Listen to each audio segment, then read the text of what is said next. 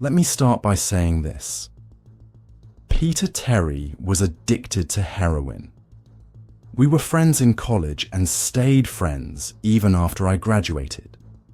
Notice that I said I. He dropped out after 2 years of barely cutting it. After I moved out of the dorms and into a small apartment, I didn't see Peter as much. We'd talk online every now and then. AM was king in the pre-Facebook years. There was a period when he wasn't online for about 5 weeks straight. I wasn't worried. He was a pretty notorious flake and drug addict, so I figured he just stopped caring. Then, one night, I saw him log on. Before I could start a conversation, he sent me a message. "David, man, we need to talk." That's when he told me about the no-end house. It got its name because no one had ever reached the final exit. The rules were simple and cliché. Reach the final room of the building and you win $500. There were 9 rooms in total. The house was located outside the city, about 4 miles from where I lived. Apparently Peter had tried and failed. He was a heroin and who knows what the fuck addict, so I figured the drugs got the best of him. Maybe he wigged out at a paper ghost or something. He told me it would be too much for anyone, that it was unnatural. I didn't believe him. I told him I'd check it out the next night. No matter how hard he tried to convince me otherwise, $500 sounded too good to pass up. I had to go. The next night, I set out. When I arrived, I noticed something strange about the building. Have you ever seen or read something that shouldn't be scary, but for some reason, a chill crawls up your spine? That's how I felt as I walked toward the house. The uneasiness only grew as I reached the front door and opened it. My heart slowed, and I let out a relieved sigh as I stepped inside. The room looked like a normal hotel lobby, decorated for Halloween. A sign stood in place of a receptionist. It read, "Room 1 this way, 8 more follow. Reach the end and you win." I chuckled to myself and made my way to the first door. The first area was laughable. It looked like the Halloween aisle of a Kmart. Sheet ghosts, animatronic zombies that growled when you passed by. At the far end was an exit. It was the only door besides the one I entered through. I brushed through some fake spiderwebs and headed for the second room.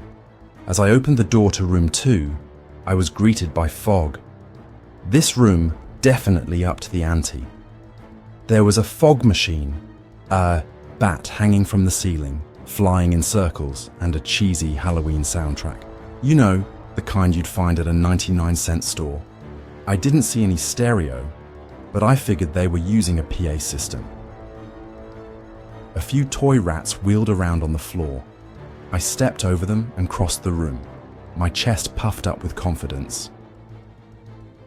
Reached for the doorknob, and my heart sank to my knees. I didn't want to open that door. A wave of dread hit me, so hard I could barely think. I froze, staring at the door, until logic kicked in. I shook off the fear and forced myself to step into the next room. Room 3 was when things began to change. At first glance, it looked normal. A wooden floor, a chair in the center of the room, a single lamp in the corner barely lighting the space. But the shadows were wrong. There were too many shadows. Besides the chairs, there were others. I barely made it through the door before the terror hit me. I knew immediately that something wasn't right. I turned to leave, but the door was locked. That set me off. Was someone locking the doors behind me?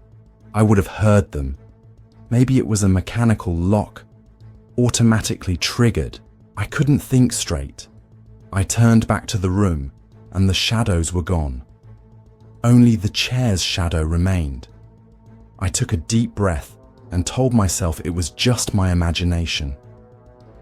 You used to hallucinate as a kid, I thought. This is nothing. I started walking again, slowly, toward the middle of the room. That's when I looked down, and that's when I saw it. Or maybe I didn't see it. My shadow wasn't there. I didn't have time to scream. I ran, faster than I ever thought I could, to the other door, and flung myself into the next room without thinking. The fourth room was different, possibly the most disturbing of them all. The moment I shut the door, it was like all the light was sucked out. It wasn't just dark. Darkness doesn't even begin to describe it. I stood there, surrounded by nothing. I'm not afraid of the dark, never have been.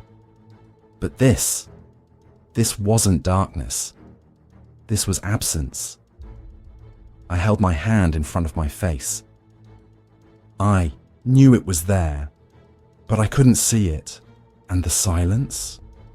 It was the kind of silence that presses down on you, makes your chest heavy. In a soundproof room, you can still hear yourself breathing, feel your own heartbeat. Here, nothing. It was as if the world itself had disappeared. For a few moments, I stood frozen, my rapidly beating heart the only thing I could feel. Then, slowly, I stumbled forward, blind, unsure if there even was a door. That's when I heard it, a low hum. It started softly, but it was enough to make my skin crawl. And then I felt it. Something was behind me. I spun around wildly, but there was nothing to see. The darkness was absolute. Yet, I knew it was there. The hum grew louder, closer, wrapping around me like a thick fog. But no, whatever it was, it wasn't everywhere. It was right in front of me. Closing in, I stepped back. My breathing quickened. My heart pounded in my ears. For the first time in my life, I wasn't afraid of dying. I was afraid of what came next, afraid of whatever this thing had planned for me. Then, for a split second, the lights flashed, and I saw it. Nothing. There was nothing there. But the lights vanished as quickly as they'd come, and the hum turned into a piercing screech. I screamed, covering my ears, desperate for it to stop. My body screamed, "Move," and I stumbled backward, fumbling for the door handle. Finally, I found it. Twisting the knob, I fell through into the fifth room. Before I go any further, you need to understand something. I'm not a drug addict. I've never abused anything, never had psychotic episodes, aside from the childhood hallucinations I mentioned earlier. I entered the no-end house with a clear head, and yet, as I lay there on the floor of room 5, staring up at the ceiling, I wondered if I'd gone insane. Trees, massive trees stretched high above me, their branches reaching toward a ceiling I couldn't see. I stood slowly, brushing myself off. This room was enormous, bigger than all the others combined. I couldn't see any walls. The floor beneath me was the same dark wood as the other rooms, but everything else, it was like I'd stepped into a forest. The sounds of chirping insects and flapping wings echoed around me. But something was off. I could hear them, but I couldn't see them. I walked deeper into the room, pushing through the thick brush. Where was the door? It didn't make sense. From the outside, the house looked big, but not this big. How could an entire forest fit inside? After a few minutes of wandering, I felt it. A mosquito landed on my arm. I shook it off. No big deal, but then more of them. 10, 20. Crawling up my arms, my legs, my face. I swatted at them wildly, desperate to get them off me. But when I looked down, there was nothing, not a single bug. I froze, staring at my arms. I could still feel them, crawling, biting. I dropped to the ground, rolling frantically, trying to shake them off, but it didn't help. They were everywhere, and they weren't going anywhere. I began to crawl. I didn't know where I was going. There was no entrance in sight, no sign of the exit. Just me, dragging myself forward while my skin crawled with the phantom bugs. It felt like hours before I found it. The door. I grabbed the nearest tree, forcing myself upright, my hands still slapping at my arms and legs out of desperation. Running was out of the question. My body was drained from crawling, from everything. I stumbled forward, using the trees for support, one shaky step at a time. I was almost there, just a few feet away from the door, when I heard it. The hum. It was deeper this time, vibrating through the room, through me, like standing next to a massive concert amp. The sound wasn't just heard, it was felt, and as the hum grew louder, the bugs began to disappear. The sensation faded until, finally, they were gone. My hand was on the doorknob now, but I couldn't turn it. I stood there, frozen, my head pressed against the door marked 6. My hand trembled on the knob. I knew the moment I let go, the bugs would return and I couldn't go back to room 4. The hum grew louder, drowning out my thoughts, leaving me with no choice. There was only one way out. Room 6. I stepped through, shutting the door behind me. The hum was deafening, surrounding me, pressing into my skull. And then, silence. I opened my eyes, startled by the sudden stillness. The door I had just closed was gone. In its place, a solid wall. I looked around. The room was identical to room 3, the same chair, the same lamp. Even the shadows were right this time. But something was different. There was no exit door, and the one I had entered through had vanished. I didn't scream. I didn't cry. Instead, I scratched. Softly at first. The wall was hard, unyielding, but I knew there was a door here somewhere. I scratched where the doorknob had been, clawing frantically with both hands. My nails scraped against the wood, filing down to nothing, but I didn't stop. The sound of my scratching was the only thing in the room. I fell to my knees, silent, my hands raw and bleeding. The door was there. I was sure of it. If I could just get past this wall. Are you all right? I froze. The voice was soft, almost gentle, but it sent a bolt of terror through me. I turned, pressing my back to the wall, and saw her. A little girl. She stood in the center of the room, wearing a white dress that reached her ankles.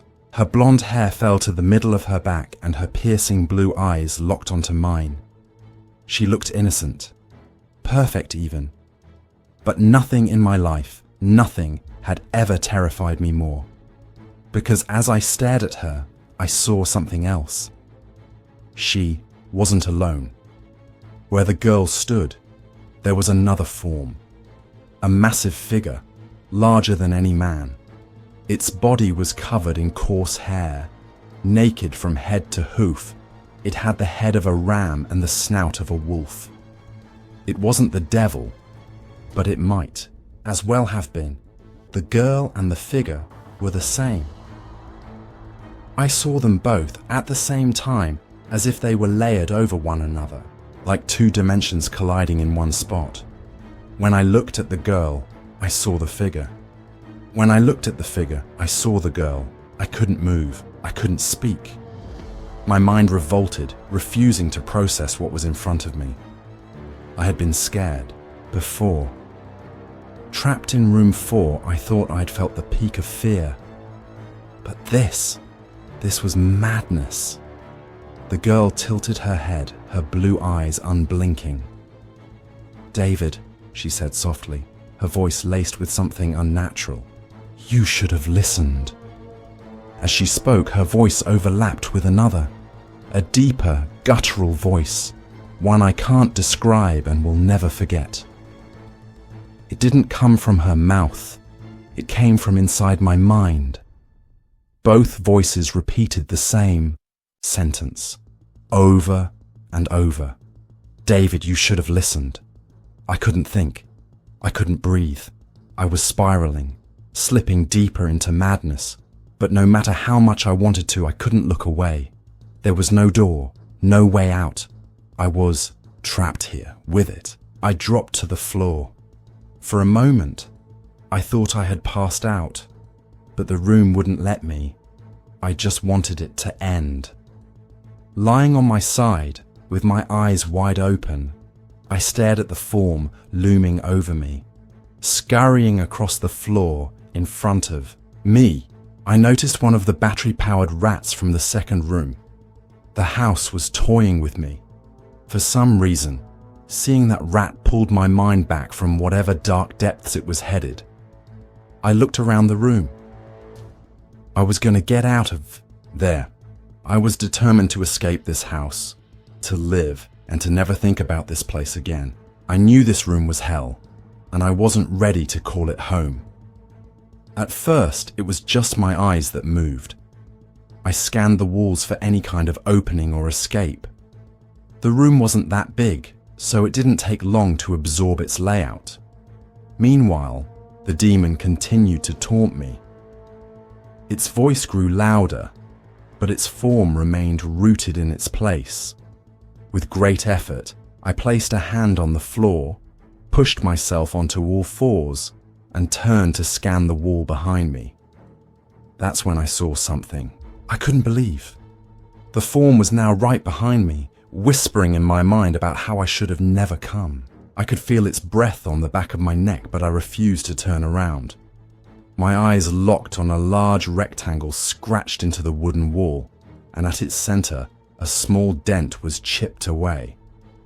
Right in front of me, I saw a large 7, crudely etched into the wood. At that moment, I knew what it was. Room 7.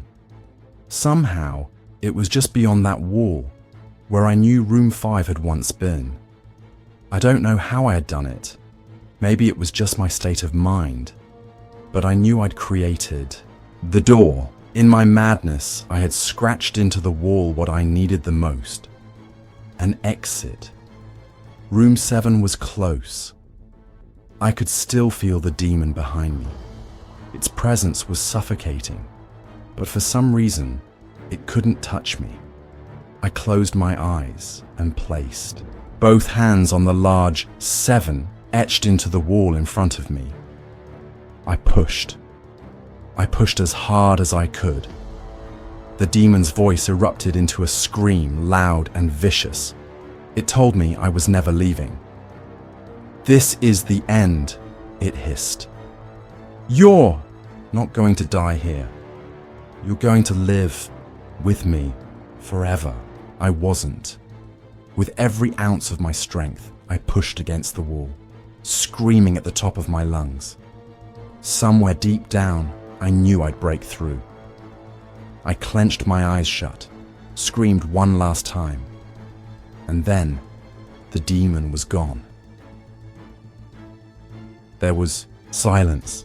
Slowly I turned around, and for the first time in what felt like an eternity, I was greeted by a normal room, the chair and the lamp, just as they were when I'd entered room 6, sat motionless before me. I could hardly believe it, but I didn't have time to waste. I turned back to the 7 on the wall, and I jumped, startled. It was no longer a crudely etched mark. Now, in its place, was an actual door, a regular door with a large 7 on it. My whole body was shaking as I reached for the handle. I hesitated. I couldn't stay in room 6, not with whatever that was, but the thought of what could be waiting in room 7 filled me with dread.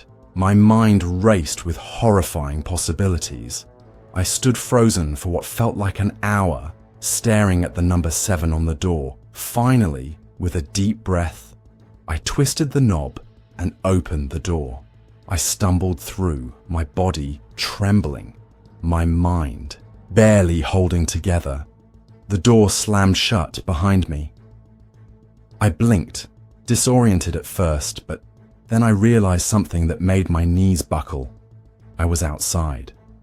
Not like Room 5's cruel illusion of outside, but truly outside. The fresh air filled my lungs. My eyes stung, overwhelmed by the sight of the world I thought I'd never see again. I wanted to cry, to scream in joy, but I couldn't. I couldn't feel anything except numb relief. I was alive. I turned to look back at the house, and a chill ran down my spine. The door I had stepped through wasn't marked Room 7 anymore. It was the front entrance. My torment had ended. I stumbled to my car, collapsing into the driver's seat.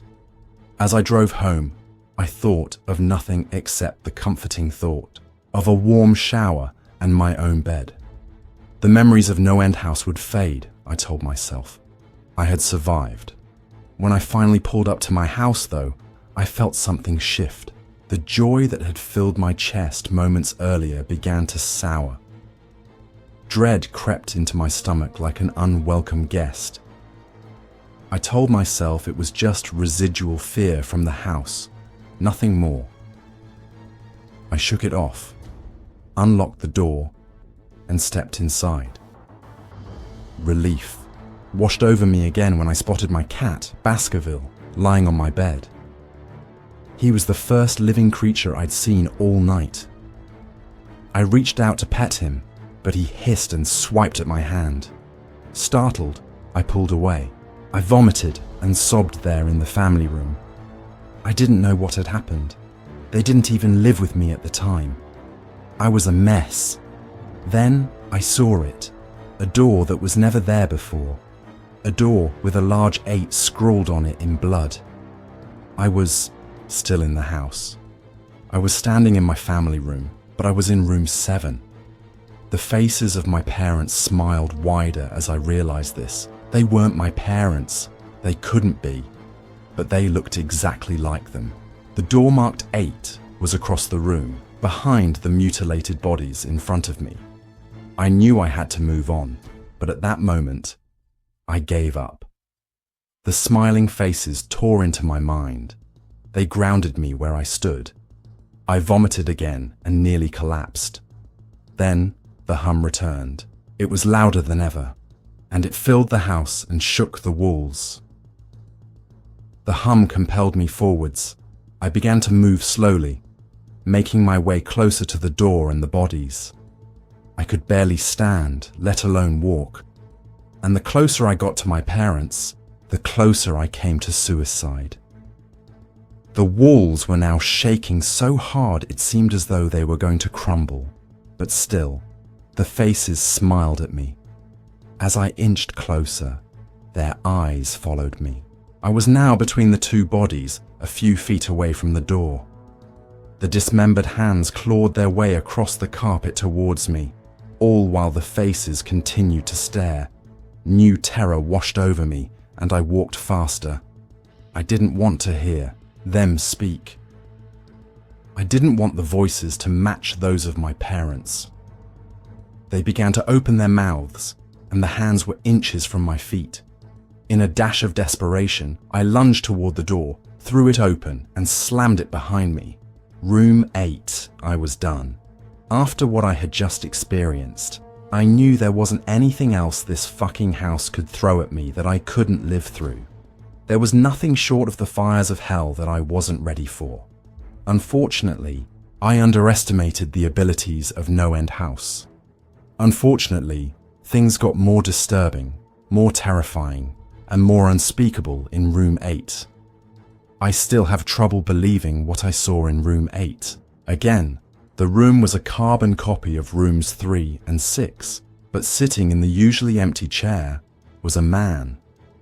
After a few seconds of disbelief, my mind finally accepted the fact that the man sitting in the chair was me. Not someone who looked like me. It was David Williams. I walked closer. I had to get a better look, even though I was sure of it. He looked up at me and I noticed tears in his eyes. Please, Please, don't do it. Please don't hurt me. What? I asked. Who are you? I'm not going to hurt you. Yes, you are. He was sobbing now. You're going to hurt me and I don't want you to. He sat in the chair with his legs up and began rocking back and forth. It was actually pretty pathetic looking, especially since he was me, identical in every way. Listen, who are you? I was now only a few feet from my doppelganger. It was the weirdest experience yet, standing there talking to myself. I wasn't scared, but I would be soon. Why are you? You're going to hurt me. You're going to hurt me. If you want to leave, you're going to hurt me. Why are you saying this? Just calm down, all right? Let's try and figure this. And then I saw it. The David sitting down was wearing the same clothes as me, except for a small red patch on his shirt embroidered with the number 9. You're going to hurt me. You're going to hurt me. Don't, please. You're going to hurt me. My eyes didn't leave that small number on his chest. I knew exactly what it was. The first few doors were plain and simple, but after a while they got a little more ambiguous. 7 was scratched into the wall, but by my own hands. 8 was marked in blood above the bodies of my parents. But 9, this number was on a person, a living person. Worse still, it was on a person that looked exactly like me. David, I had to ask. Yes, you're going to hurt me. You're going to hurt me. He continued to sob and rock. He answered to David. He was me, right down to the voice, but that 9. I paced around for a few minutes while he sobbed in his chair. The room had no door, and, similarly to room 6, the door I came through was gone. For some reason, I assumed that scratching would get me nowhere this time. I studied the walls and floor around the chair, sticking my head underneath and seeing if anything was below. Unfortunately, there was. Below the chair was a knife. Attached was a tag that read, "To David, from management." The feeling in my stomach as I read that tag was something sinister. I felt like throwing up. The last thing I wanted to do was remove that knife from under that chair. The other David was still sobbing uncontrollably. My mind was spinning into an attic of unanswerable questions. Who put this here, and how did they get my name? Not to mention the fact that as I knelt on the cold wood floor, I also sat in that chair, sobbing in protest of being hurt by myself. It was all too much to process. The house and the management had been playing with me this whole time. My thoughts, for some reason, turned to Peter and whether or not he got this far. If he did, if he met a Peter Terry sobbing in this very chair, rocking back and forth. I shook those thoughts out of my head. They didn't matter. I took the knife from under the chair and immediately the other David went quiet. "David," he said in my voice, "what do you think you're going to do?" I lifted myself from the ground and clenched the knife in my hand. "I'm going to get out of here." David was still sitting in the chair, though he was very calm now. He looked up at me with a slight grin. I couldn't tell if he was going to laugh or strangle me. Slowly, he got up from the chair and stood, facing me. It was uncanny. His height and even the way he stood matched mine. I felt the rubber hilt of the knife in my hand and gripped it tighter. I don't know what I was planning on doing with it, but I had a feeling I was going to need it. "Now!" His voice was slightly deeper than my own. "I'm going to hurt you. I'm going to hurt you, and I'm going to keep you here." I didn't respond. I just lunged and tackled him to the ground. I mounted him and looked down, knife poised and ready. He looked up at me, terrified. It was like I was looking in a mirror. Then the hum returned, low and distant, though I still felt it deep in my body. David looked up at me as I looked down at myself. The hum was getting louder, and I felt something inside me snap. With one motion, I slammed the knife into the patch on his chest and ripped down. Blackness fell on the room, and I was falling. The darkness around me was like nothing I had experienced up to that point. Room 4 was dark, but it didn't come close to what was completely engulfing me. I wasn't even sure if I was falling after a while. I felt weightless, covered in dark. Then a deep sadness came over me. I felt lost, depressed, and suicidal. The sight of my parents entered my mind. I knew it wasn't real, but I had seen it, and the mind has trouble differentiating between what is real and what isn't. The sadness only deepened. I was in room 9 for what seemed like days. The final room. And that's exactly what it was. The end. No end house had an end, and I had reached it. At that moment, I gave up. I knew I would be in that in-between state forever, accompanied by nothing but darkness. Not even the hum was there to keep me sane. I had lost all senses. I couldn't feel myself. I couldn't hear anything. Sight was completely useless here. I searched for a taste in my mouth and found nothing. I felt disembodied and completely lost. Knew where I was. This was hell. Room 9 was hell. Then it happened. A light. One of those stereotypical lights at the end of the tunnel. I felt ground come up from below me, and I was standing.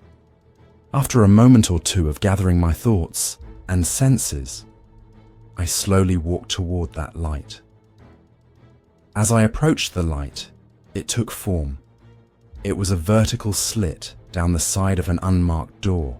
I slowly walked through the door and found myself back where I started. The lobby of No End House. It was exactly how I left it.